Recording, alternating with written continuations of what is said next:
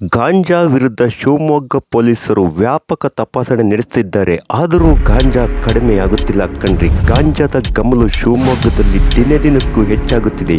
ಶಿವಮೊಗ್ಗ ಪೊಲೀಸರು ವ್ಯಾಪಕ ತಪಾಸಣೆಯಲ್ಲೂ ಗಾಂಜಾ ಮತ್ತೆ ಪತ್ತೆಯಾಗುತ್ತಿದೆ.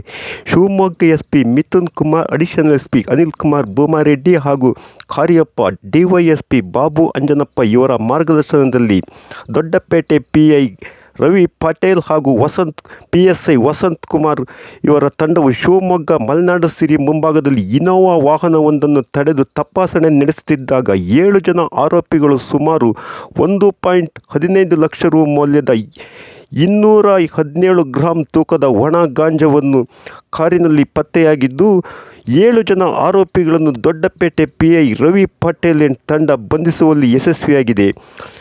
ಸಾಗರದಿಂದ ಶಿವಮೊಗ್ಗ ಕಡೆಗೆ ಇನೋವಾ ಕಾರಿನಲ್ಲಿ ಗಾಂಜಾ ಸಾಗಿಸುತ್ತಿದ್ದ ಆರೋಪಿಗಳನ್ನು ರೆಡ್ ಹ್ಯಾಂಡ್ ಆಗಿ ಹಿಡಿದ ದೊಡ್ಡಪೇಟೆ PIN ತಂಡ ಮಲೆನಾಡು ಸಿರಿ ಮುಂಭಾಗ ಆರೋಪಿಗಳನ್ನು ಬಂಧಿಸಿ 7 ಜನ ಆರೋಪಿಗಳಿಗೆ ನ್ಯಾಯಾಂಗ ಬಂಧನ ಒಪ್ಪಿಸಿದ್ದಾರೆ.